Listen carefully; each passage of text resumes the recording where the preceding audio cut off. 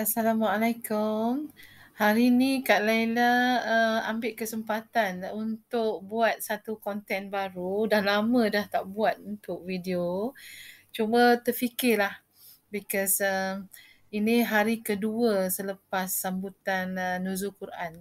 Ya, sebab frustrated juga sebenarnya plan nak buat konten untuk sempena Nuzul Quran, tapi terfikir pula sebab bagi saya uh, orang biasa akan fikir pasal Quran masa hari nuzul Quran.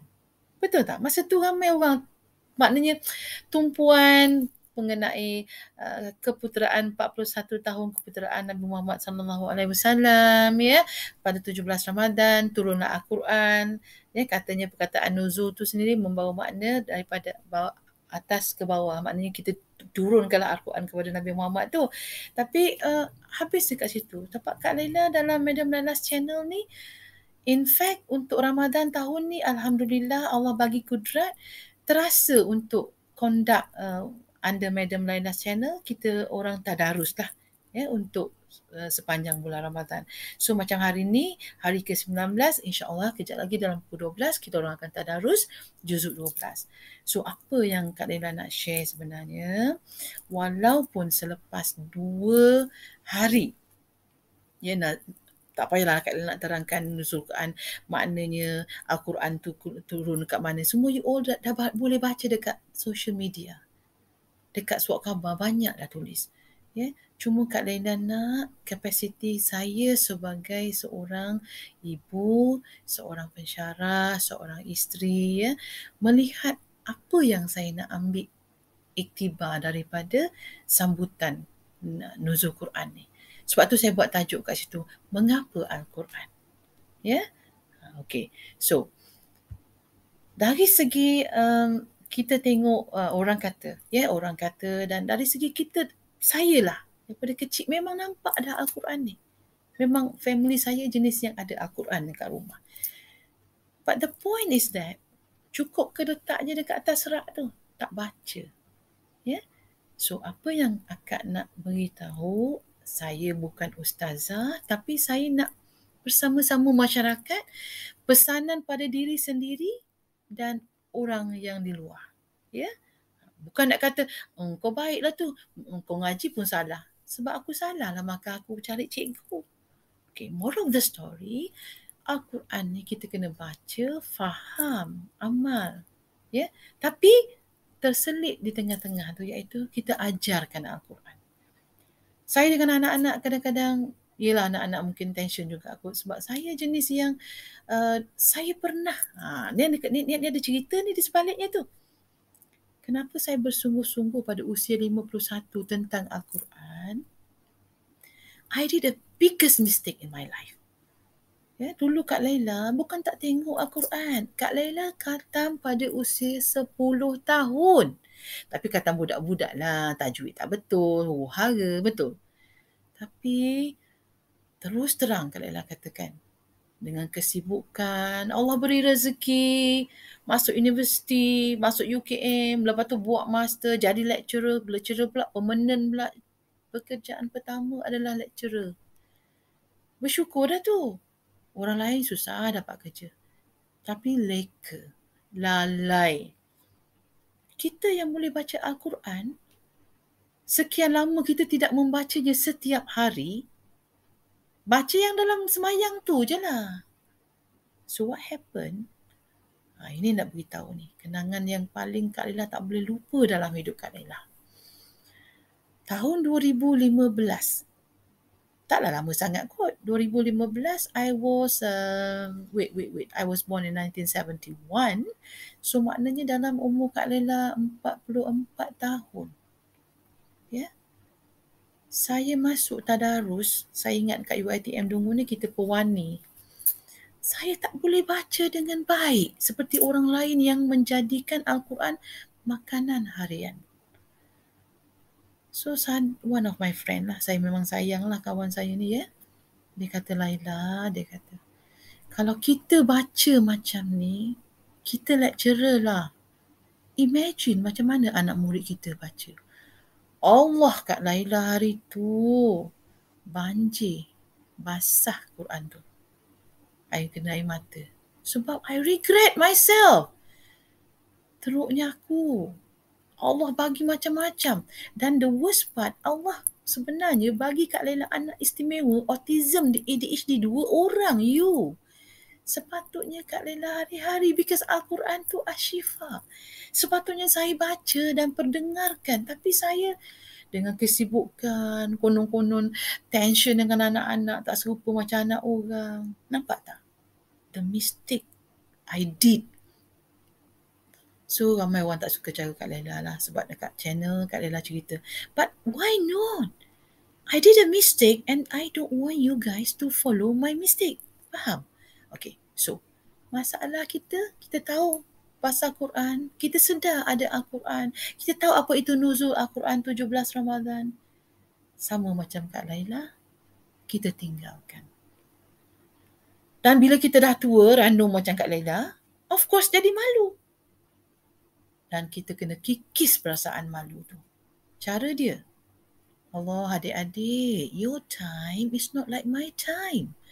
When I was young, I don't have kind of gadget and online, Al-Quran online. Ustazah Aisyah Bain ke apa nama dia tu? Saya suka sangat. Selalu saya tengok dekat Facebook ada. So silakan adik. Keluarkan sikit duit lah. Bukan mahal pun. Kita boleh beli mewah-mewah handphone, iPhone sampai berapa ribu kau beli. Tu Kak Laila punya pesanan. So jangan malu. Dan kita punya masalah sebenarnya kita tidak istiqomah. Yang tak istiqomah tu jadi kita baca O-A-I-O-I itu. I ada satu doktor yang jadi idola saya. She's a medical doctor. Maaf ya banyak ya, saya kena hantar salinan dekat Dr. Fatihah ni. Dekat Dungun lah Dr. Fatihah ya. Dia punya bacaan, Astaghfirullahalazim. Subhanallah, bukan Astaghfirullahalazim. Subhanallah, Masya Allah. Dia seorang medical doctor. Bila saya tadarus, kelang kabut Kak Laila nak kejar bacaan dia. She's very fast reading Al-Quran. She's younger than me. Nampak? So tolong ambil peluang. Apa yang ada online sekarang, cari cikgu. InsyaAllah kita akan dapat sama-sama. Bukan hanya tajwid. Yang pertama, kita settlekan tajwid kita lah. Ya, sebab nak baca Quran, kena tahu tajwid. Kita insya-Allah boleh taranum. Ya, bersama. Okey, apa lagi yang Kak Laila nak cakap? Ya? Macam Kak Laila cakap tadi lah. Ini ayat cinta Allah, dek. Ya, if you want to talk to the God, is either you dalam semayang, ya. Dan satu lagi saya nampak ayat-ayat cinta. You tengok tadabbur, you tengok tafsir dia, you tahu, oh ini Allah cakap. Kadang Allah tembelak kita. Allah sedarkan kita. Fabi ayyi ala'i rabbikuma tukazziban. Ini bagi orang yang tak bersyukur. Macam saya lah kadang-kadang. Komplain banyak. Berapa kali dalam ayat surah Ar-Rahman, Allah ulang fabi ayyi ala'i rabbikuma tukazziban. Ya? Sejauh mana kita tidak mensyukuri nikmat. Ya? Nampak? Okay. So ini adalah asyifa. Orang buat perubatan, ada beberapa ayat lah kalau Kak Laila boleh kongsi yang Kak Laila amalkan lah. Orang lain, Kak Laila ni sangat, bukan kata sangat jahil lah, masih lagi jahil kot ya, dari segi agama dan Al-Quran ya. Macam surah At-Taubah ayat 74 ya. Yang auzubillahi minasyaitonirrajim, bismillahirrahmanirrahim. Apa tu? Summa qasat qulubukum min ba'di zalika fahiya kal hijarati aw ashaddu qaswah. Habiskan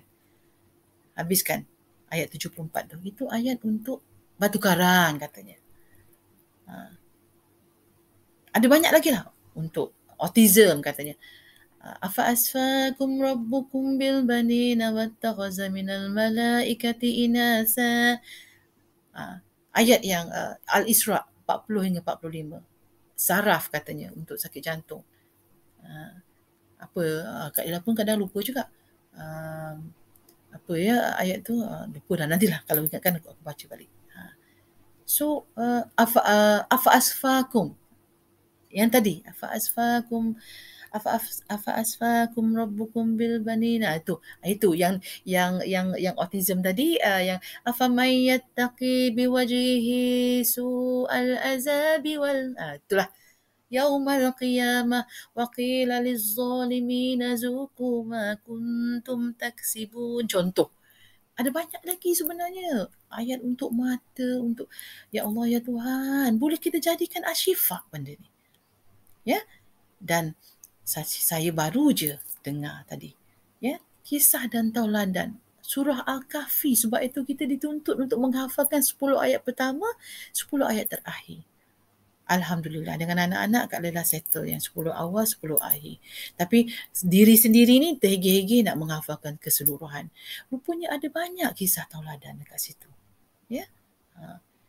Pasal pemilik kebun, ya, pemuda Ashabul Kahfi tu, ya, Nabi Khidir, Nabi Musa, Iskandar Zulkarnain, ya.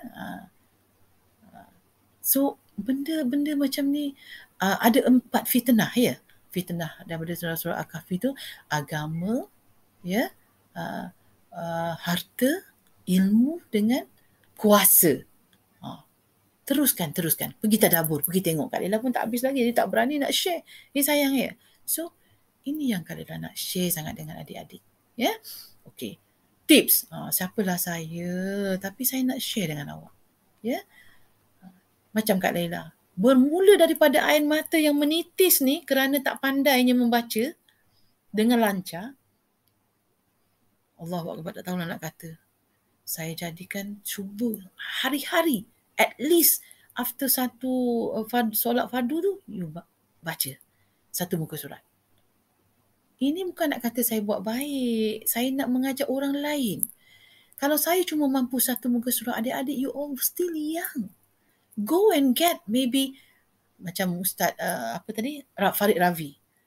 Dia kata bulan puasa ni kalau kita boleh mengaji sebelum solat fardu tu 2 muka surat, selepas solat fardu tu 2 lagi muka surat, insya-Allah dapat habiskan 1 juzuk. Ni sayang ya. So kita buat. Dan macam Kak Ella cakap, tajwid kita kena betulkan, cari guru dan cuba kita buat hafazan. Takkanlah ayat yang sama kita bawa semayang, wife, anak-anak, tahu dah ayah baca surah apa. So ayah, sorry, jangan kecil hati dengan Kak Laila. Cuba kita hafal. Kak Laila pun cakap orang je, sendiri ni berangkat-rangkat, tapi niatkan dalam hati. Daripada kita hafal lagu tu, tumpah seair, yumus kurai, buat apa jadah? Tak dapat pahala pun. So bagi Kak Laila, sama-sama kita tadabbur dan kita tadarus ni sebenarnya bagi Kak Laila lah. Ya. Tak payahlah bulan Ramadan saja. Macam Kak Laila cuba buat sekarang bersama murid-murid di UiTM, pelajar-pelajar, saya wujudkan grup Al-Quran with Madam Laila. Saya book. Macam hari pertama tu saya, okey hari ni, okey siapa nak ngaji dengan Madam Laila? Okey datang 2-3 orang. Okey fine, tak apalah. Better late than never.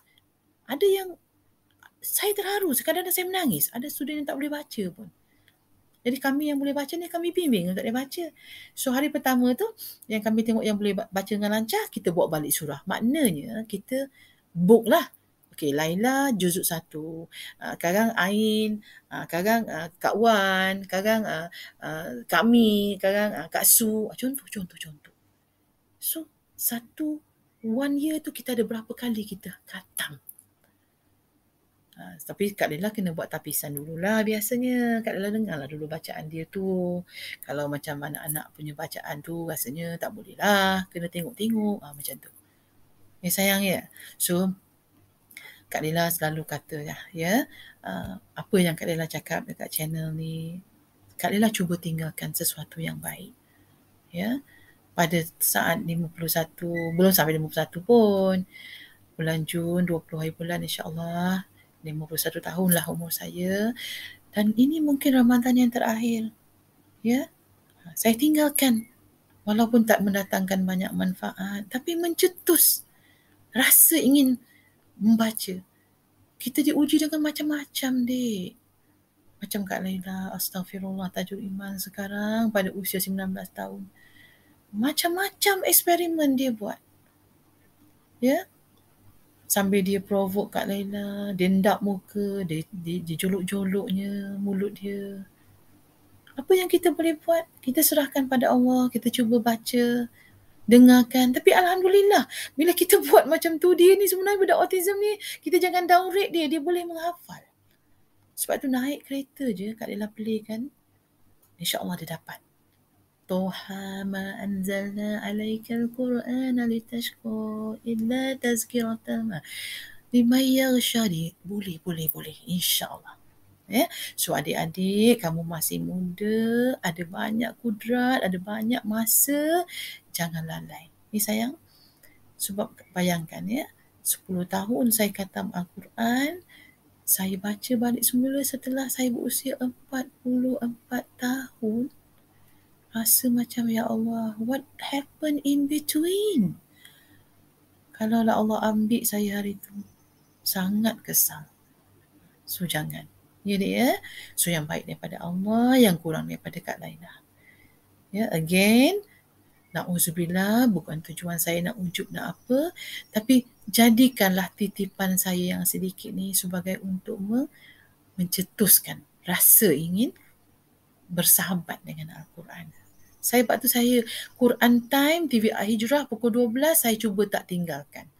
Sebab di situlah saya boleh tadabbur, Ustaz Tirmizi dan beberapa orang ustaz lah. Ustaz Farhan apa namanya tu ya.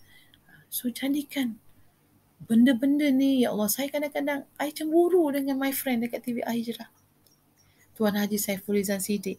Ya, Abang Saiful, saya mention abang kali ni dekat saya punya channel. Sebab I look it as a noble effort of TV Al-Hijrah with Quran Time. So, tahniah dan teruskan. Okey, itu saja untuk hari ini. Assalamualaikum.